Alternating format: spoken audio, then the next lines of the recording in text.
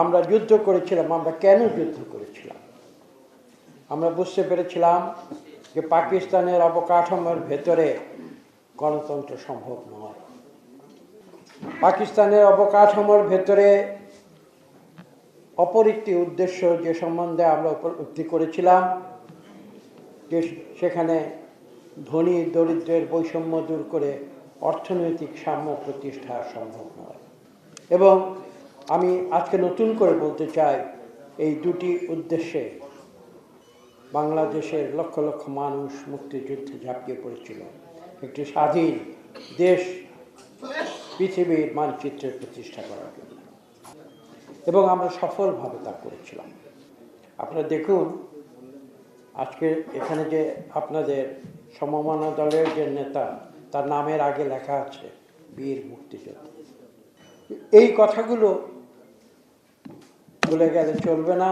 এবং এ প্রসঙ্গে আমাকে যেটা বলতে হয়, যার নাম এখানে উল্লেখ করতে হয়, শহীদ প্রেসিডেন্ট জিয়াউর রহমান, যিনি স্বাধীনতার ঘোষণা দিয়েছিলেন, শুধু ঘোষণা দিয়ে ক্ষান্ত হননি, সম্মুখ সমরে যুদ্ধ করেছিলেন সেক্টর কমান্ডার হিসেবে, যুদ্ধে জয়লাভ করেছিলেন, বিজয়ের বেশে ফিরে এসেছিলেন। বাংলাদেশের মানুষ ভালোবেসে মুক্তিযুদ্ধের সর্বোচ্চ খেতাব বীর উত্তম তাকে উপাধি দিয়েছিল। কিন্তু কথা এখানে শেষ নয়। এই সঙ্গে যে কথাটি আমাকে যোগ করতে হয়, সেই কঠিন সময় দুটি শিশু সন্তান নিয়ে শহীদ প্রেসিডেন্ট জিয়াউর রহমানের মুক্তিযুদ্ধের প্রেরণাকে শক্তি জুগিয়েছিলেন তার নাম বেগম খালেদা জিয়া। তিনি কিন্তু তখন নিজের নিরাপত্তার পরোয়া করেননি, তার দুটি শিশুপুত্রের নিরাপত্তার পরোয়া করেন। এবং আপনারা জানেন যে পরবর্তীতে তিনি চট্টগ্রাম থেকে ঢাকায় আসেন এবং তিনি মুক্তিযুদ্ধের প্রেরণা হিসাবে তিনি কাজ করে গিয়েছিলেন। ভাবলে অবাক হতে হয়, আগে একজন বক্তা উল্লেখ করেছেন যে গৃহবধূ শহীদ প্রেসিডেন্ট জিয়াউর রহমানকে যখন বাংলাদেশের মানুষ সিপাহী জনতার বিপ্লবের পরে পুনরায় আহ্বান জানিয়ে এদেশের দায়িত্ব দিয়েছিল এবং যিনি তখন এদেশে পুনরায় বহুদলীয় গণতন্ত্র নতুন করে প্রতিষ্ঠা করেছিলেন, সেই সময় আপনারা জানেন যে দেশনেত্রী বেগম খালেদা জিয়া কিন্তু তখন ছিলেন গৃহবধূ।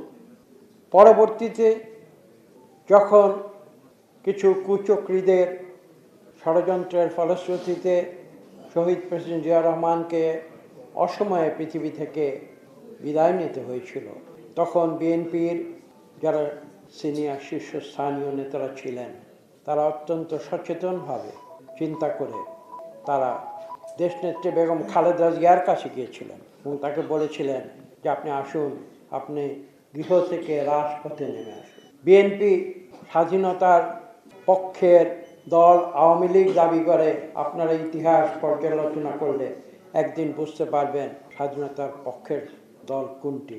তার নাম হচ্ছে বাংলাদেশ জাতীয়তাবাদী দল। আমেরিকান ASTM স্ট্যান্ডার্ডে তৈরি আধুনিক যুগের আধুনিক pipe, RFL easy pipe and fittings. তিনি স্বাধীনতার ঘোষক, তিনি ছিলেন সেই দলের প্রতিষ্ঠাতা। এবং সেদিন বিএনপির সিনিয়র নেতারা দেশনেত্রী বেগম খালেদা জিয়াকে অনুনয় করে বলেছিলেন যে এই দল থেকে আমাদের প্রতিষ্ঠাতা জিয়াউর রহমান বিদায় নিয়েছেন, কিন্তু আমরা তো থেমে থাকতে পারবো না।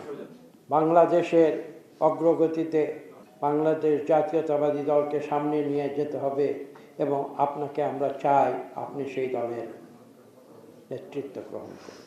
এভাবেই তাকে রাজনীতিতে নিয়ে আসা হয়েছিল। প্রায় 43 বছরের ইতিহাস, কঠিন, নির্মম। আপনারা দেশনেত্রী বেগম খালেদা জিয়ার জীবনের ঘটনা প্রবাহ পর্যালোচনা করুন, দেখবেন তখন থেকে প্রতিটি দিন তিনি সংগ্রাম করে গিয়েছেন। সংগ্রাম করেছেন কি জন্যে?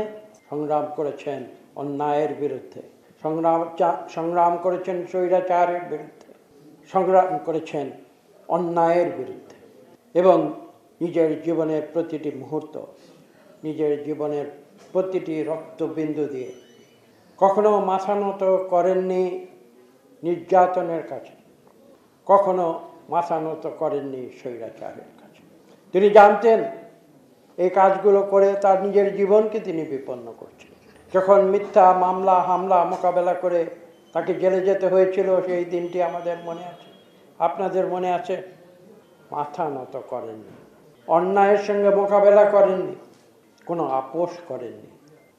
তার পূর্ববর্তী 80-র দশকে যখন 86 সালে এবং 88 সালে তিনি বলেছিলেন যে অন্যায়ের সঙ্গে আপোষ করে আমি সংসদ নির্বাচনে যাব না, তখন বাংলাদেশের অনেক বোদ্ধা, অনেক এক্সপার্ট, অনেক রাজনৈতিক বিশ্লেষক, অনেক সুশীল সমাজ পত্র পত্রিকায় বিবৃতি দিয়েছিলেন দেশনেত্রী নাকি ভুল সিদ্ধান্ত, বেগম খালেদা জিয়া ভুল সিদ্ধান্ত নিয়েছেন। তিনি যদি এই নির্বাচন বর্জন করেন তাহলে তিনি নাকি রাজনীতি থেকে হারিয়ে যাবেন। আজকে বলতে দ্বিধা নেই, সেই সব বুদ্ধিজীবী তথা সুশীল সমাজ তথা রাজনীতিকবৃন্দ যারা বলেছিলেন দেশনেত্রী বেগম খালেদা জিয়া 86-88 স্বৈর শাসকের সামরিক স্বৈর শাসকের আয়োজনে সেই নির্বাচনে না গেলে রাজনীতি থেকে হারিয়ে যাবেন, তারা নিজেরাই আজ রাজনীতি থেকে হারিয়ে গেছে। 91 সালে প্রমাণিত হয়েছিল যে বেগম খালেদা জিয়ার সিদ্ধান্ত ছিল সঠিক।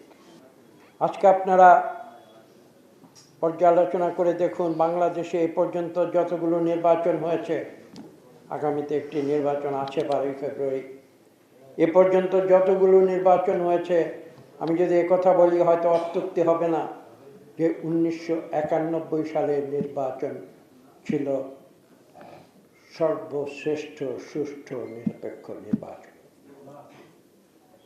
এবং সেই নির্বাচনে মানুষ ভোট দিয়েছিল নিজের ইচ্ছা, এবং সেই নির্বাচনে জনগণের ভোটে দেশনেত্রী বেগম খালেদা জিয়া বাংলাদেশের প্রধানমন্ত্রী নির্বাচিত হয়েছিলেন। ভুয়া ভোটে নয়, প্রহসনের নির্বাচনে নয়, দিনের ভোট রাতের নির্বাচনে নয়, গায়ের জোরে ভোট কেন্দ্র দখল করা নির্বাচনে নয়, জনগণের সত্যিকার ভোটে মানুষের ইচ্ছায় সর্বোচ্চ ভোট পেয়ে তিনি বাংলাদেশের প্রথম নারী প্রধানমন্ত্রী নির্বাচিত হয়েছেন, এবং পরবর্তীতে তিনি 3 বার বাংলাদেশের প্রধানমন্ত্রী নির্বাচিত হয়েছেন।